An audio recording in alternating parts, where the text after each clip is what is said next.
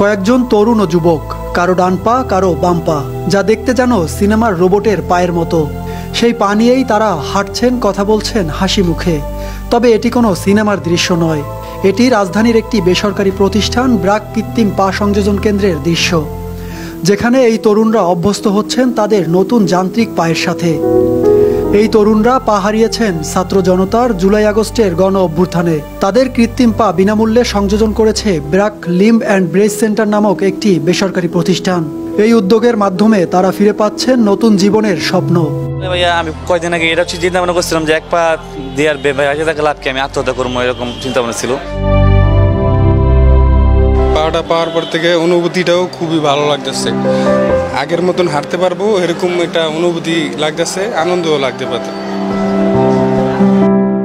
মোহাম্মদ রাজু মিয়া স্ত্রী ও 2 সন্তান সহ ছোট্ট সংসারে তিনি ছিলেন একমাত্র উপার্জনক্ষম। টঙ্গীর এরশাদনগরের বাসিন্দা রাজু মিয়া পেশায় একজন রিকশা চালক। 20 জুলাই ছাত্র জনতার গণ অভ্যুত্থানে গুলিবিদ্ধ এক শিক্ষার্থীকে বাঁচাতে গিয়ে নিজে গুলিবিদ্ধ হন। দীর্ঘদিন চিকিৎসাধীন থাকার পর হারান তার একটি পা। অঙ্গহানির পর হতাশায় ডুবে যান। কিভাবে চলবে তার বাকি জীবন, কি হবে তার সন্তানের ভবিষ্যৎ। ঠিক এমন সময় তার পাশে দাঁড়ায় BRAC limb and brace centre. তাদের সহায়তায় তিনি আবারও স্বপ্ন দেখছেন নিজের পায়ে দাঁড়িয়ে স্বাভাবিক জীবনে ফেরার। ব্র্যাক আমাদের সাহায্য সহযোগিতা করছে বিদায় আমাদের মনের ভিতরে সাহস যোগাইছে। মাদ্রাসার মাথায় একজন ছাত্র গুলিবিদ্ধ হয়ে পড়ে রয়েছে, তো ও আবার বলতেছে যে আপনি আমার একটু ধরেন, আমার একটু বাঁচান। তো হ্যাঁ, আমি আবার ধরতে গিয়া গাড়িতে নেমে ধরতে গিয়া বাঁচাতে গিয়েই আমার গুলিটা লাগছে।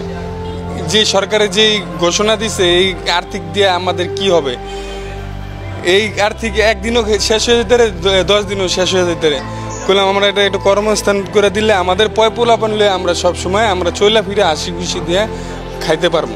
আরেকজন 10ম শ্রেণীর ছাত্র রিফাত হাওলাদার। স্বপ্ন ছিল পুলিশে যোগ দেওয়ার, কিন্তু সেই স্বপ্ন আর পূরণ হলো না। আন্দোলনে পা হারিয়ে দিন কাটছিল হতাশায়। তখন ব্র্যাক পুরানো দিয়ে নতুন নিতে আজই চলে আসুন আপনার নিকটস্থ ওয়ালটন শোরুমে। লিম্ব অ্যান্ড ব্রেস সেন্টার তাকে সংযোজন করে দেয় কৃত্রিম পা। রিফাত বলেন, এই পা দিয়ে স্বপ্ন পূরণ করতে না পারলেও এটি আমাকে অনুপ্রেরণা যোগাচ্ছে স্বাভাবিক জীবনে ফেরার। ছোটবেলা থেকে আমার বাবা মার একটা ইচ্ছা ছিল যে তার মেজ ছেলের পুলিশ অফিসার হবে, তো সেই স্বপ্নটা তো এখন আর নাই। আমি সেই স্বপ্ন নিয়ে আগাইতেছিলাম, সে ভালো করে লেখাপড়া কইরা আমি পুলিশ লাইনে দাঁড়াইতাম, তো এখন তো আর সেটা সম্ভব না। অন্তর্বর্তীকালীন সরকারের কাছে একটাই আবেদন, আমাদের যাতে একটা কর্মস্থলের ব্যবস্থা করে দেয়। মিষ্টির দোকানের কর্মচারী মোহাম্মদ আকাশের জীবনেও রয়েছে এক মর্মান্তিক কাহিনী। দোকানে ঢুকে পুলিশ তার দিকে বন্দুক তাক করে হত্যা করতে চায়। জীবন বাঁচানোর আকুতি মিনতি করলেও শেষ রক্ষা পাননি। নিজেকে বাঁচাতে বন্দুকের নল সরাতে গিয়ে গুলিবিদ্ধ হন আকাশ, হারান তার একটি পা। জীবন বাঁচলেও তার পা আর ফিরে আসেনি। পুলিশে আমার দোকানের ভিতরে ঢুকা শাটার উঠাইয়া আমার বুকের মধ্যে তাক করে রাখছে। তো নাকি গুলি মারিয়ে দিবে আমি শিউরা ছিলাম। আর দোকানের ভিতরে তো মানে কোনো জায়গায় দৌড় দেওয়ার জায়গা নাই, একটা সারা সুযোগ উঠেছে। এই বন্দুক থেকে পার্কে 1 হাত দূরত্ব, এর মধ্যে আমরা একবারে কাছ থেকে গুলি মারছে। পরিবারের যে একটা স্বপ্ন ছিল আমাকে নিয়ে, বা আমার যে একটা স্বপ্ন ছিল, সবগুলো স্বপ্ন একটা পুলিশের গুলিতে একটা ভেঙে গেছে। এর পরিবারের কাছে একটা বোঝা, সমাজের কাছে একটা বোঝা, এটা আসলে অনেক খারাপ। আমরা যেন অবহেলিত না হই এই বিষয়ে যে করে দেয়। সহিংসতায় হাত পা হারানো এমন 27 জনকে বিনামূল্যে কৃত্রিম অঙ্গ সংযোজন করে দিচ্ছে BRAC limb and brace centre. প্রাথমিকভাবে 8 জনকে উন্নত প্রযুক্তির কৃত্রিম পা সংযোজনের পর প্রশিক্ষণ দেওয়া হচ্ছে, যাতে তারা এই পা ব্যবহার করে স্বাভাবিক জীবনে ফিরে যেতে পারে। আমরা মোট 27 জনের লিস্ট করি একটা, সেই লিস্টের থেকে প্রথম ধাপে আমরা 8 জনকে ডেকে আনি এখানে। তো তাদের মধ্যে 5 জনের অলরেডি পা সেট করা হয়েছে, আর 3 জন তাদের পাটা এখনো রেডি হয়নি, এই জন্য অপেক্ষা করছে আর কি।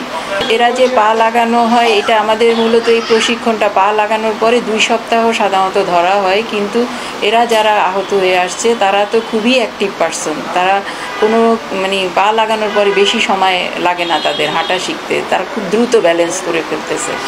তো আমার মনে হয় ওনারা খুব দ্রুতই তাদের স্বাভাবিক কাজকর্ম এবং এগুলা করতে পারবে। এই তরুণেরা এখন আবারও স্বপ্ন দেখছেন নতুন জীবনের, যেখানে তাদের যান্ত্রিক পাই হবে তাদের চলার শক্তি। হারিয়ে যাওয়া